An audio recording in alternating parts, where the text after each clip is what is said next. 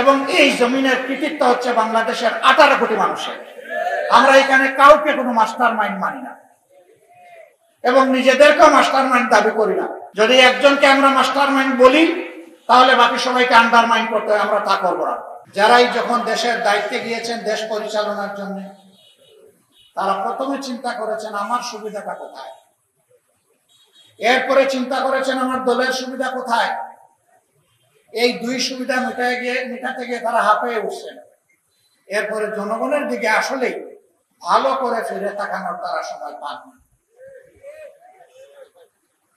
এই প্রত্যেকটা মানুষ বড় ভাগ্যবান ভাই, আমি তার ব্যতিক্রম। সবার নিজের বাড়ির চাইতে শ্বশুর বাড়ি ধরে, তবে ইলেকশনের আগে নয়, বিজয়ী হওয়ার আগে নয়। বিজয়ী হওয়ার আগে হয়তো বা গরিব অথবা সমকক্ষ, কিন্তু বিজয়ী হয়ে গেলে এই শ্বশুর বাড়ির দন রাতারাতি বাড়তে থাকে। তার কারণ মনে মনে ভয় পায়, আমার অ্যাকাউন্টে যদি টাকা ঢুকে দুদক হয়তো আমার ঘরে একদিন চলে আসে। কিন্তু যদি শ্বশুর শাশুড়ি শালা শালীর নামে পোস্টিং হয়ে যায়, শালার বোন নামে যদি জমা থাকে, তাইলে আশা করি দুদক সেখানে পৌঁছবে না। কিন্তু কপাল মন্দ থাকলে দুদক সব জায়গায় চলে যায়। তারা দুদককে ভয় করে। এই জায়গায় যদি তারা আল্লাহ তাআলাকে ভয় করতো, তাইলে জনগণের সম্পদে তারা হাত দিতে পারতেন।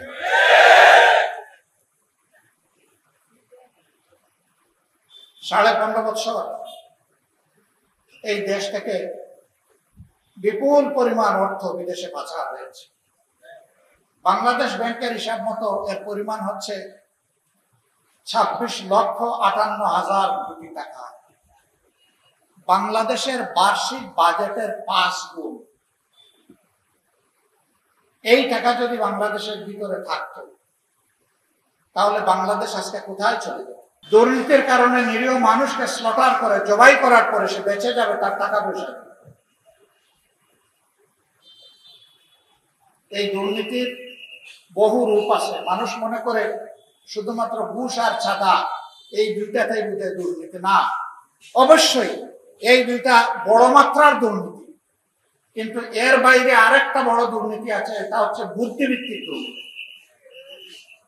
বুদ্ধি দিয়ে জনগণকে ঠকিয়ে, জনগণকে ঠেকিয়ে নিজের কপাল গড়ার গুণ। এটা তারাই করতে পারে সত্যিকার অর্থে দেশ এবং জনগণের প্রতি যাদের দায়বদ্ধতা নাই, ভালোবাসা নাই, মায়া নাই। তারা কারা? তারা আকাশে মেঘ দেখলে যারা দেশ থেকে পালায় যায় তারা। এই দেশ যদি তার নিজের দেশ মনে করত, জনগণের কাছে যদি দায়বদ্ধতা মনে করত, তাহলে নিশ্চয়ই তারা এই উপকর্মে জড়িত হতো না। তারা দেশ থেকে পালায় কেন? পালায় এ কারণে, যখন ক্ষমতায় থাকে তখন ধরাকে সরাগিয়ান করে, আর সব কিছুকে তার শ্বশুর বাড়ির যৌতুক মনে করে, সব কিছুকে হালাল মনে করে, পেট ভরে। কিন্তু যখন ক্ষমতার মসনদ কোমরের নিচ থেকে চলে যায়, তখন চোখে অন্ধকার দেখে। তখন দেশ থেকে একা পালায় না, গোষ্ঠী শুদ্ধ পালায়।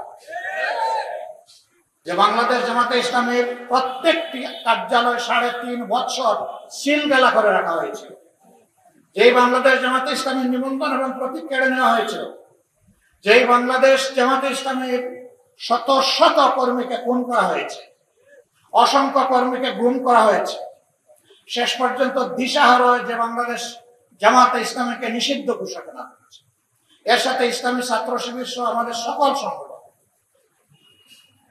কিন্তু 5 তারিখ এই পট পরিবর্তনের পর আমরাই সবার প্রথমে জাতিকে অনুরোধ জানিয়েছিলাম, মেহরবানি করে শান্ত থাকুন, ধৈর্য ধরুন, কেউ কারো উপর কোনো প্রতিশোধ নেবেন না। গদিতে থাকা অবস্থায় ওবায়দুল কাদের আওয়ামী লীগের সাধারণ সম্পাদক সাহেব বলেছিলেন তার দলের লোকদেরকে যে কোনো মূল্যে গদি টিকিয়ে রাখতে হবে। যদি গদি চলে যায়, চলে যাওয়ার প্রথম 2 দিনে 5 লক্ষ আওয়ামী সন্তানকে হত্যা করা হবে।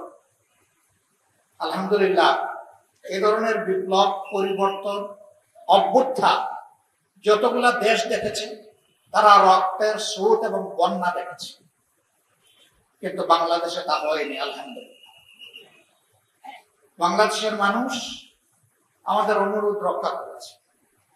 এর পাশাপাশি শুধু অনুরোধে কথায় চেরা বুঝে না, পানিও তোমার দুধ দিতে হয়।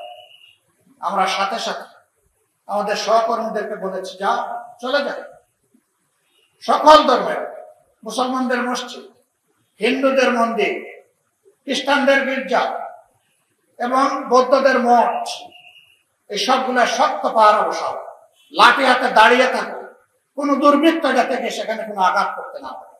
জামাতে ইসলামী সরকারে যায়নি, সরকারের অংশ নয়, একটা দায়িত্বশীল রাজনৈতিক সংগঠন, দিনী সংগঠন।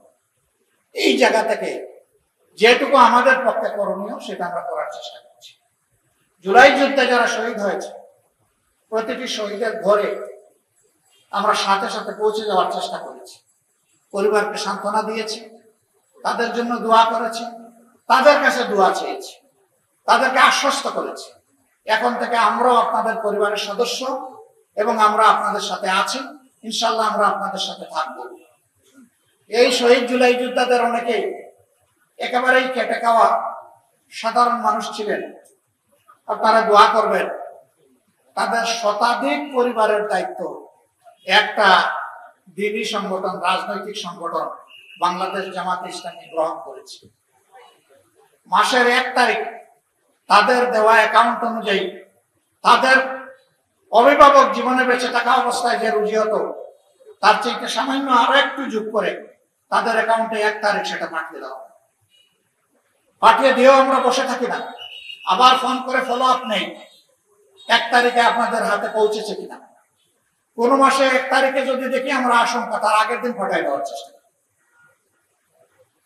আমরা ধন্যবাদ জানাই আমাদের এই ভেঞ্চারে, এই আয়োজনে অনেকে এগিয়ে এসেছেন, এগিয়ে এসে বলেছেন আপনারা অনেক কিছু করছেন, এই পরিবারটা আমাকে দান করে দেন, তাদের দায়িত্ব আমি নেব। আমরা আসলেই তাদের কাছে ঋণী, আমরা খুশি মনে তাদের হাতে ছেড়ে দিয়েছি, কিন্তু ওইটারও আমরা খবর নেই যে ছেড়ে দেওয়ার পরে তারা কেমন চলছে। আমরা গভীরভাবে বিশ্বাস করি এটি আল্লাহ তাআলার একান্ত মেহেরবানিতে এই পরিবর্তন হয়েছে, আর এর জমিনের দায়িত্ব এবং এই জমিনের কৃতিত্ব হচ্ছে বাংলাদেশের 18 কোটি মানুষের। আমরা এখানে কাউকে কোনো মাস্টার মাইন্ড মানি না এবং নিজেদেরকেও মাস্টার মাইন্ড দাবি করি না। যদি একজনকে আমরা মাস্টার মাইন্ড বলি তাহলে বাকি সবাইকে আন্ডারমাইন করতে হয়, আমরা তা করবো না। আমরা সবাইকে সম্মান করি।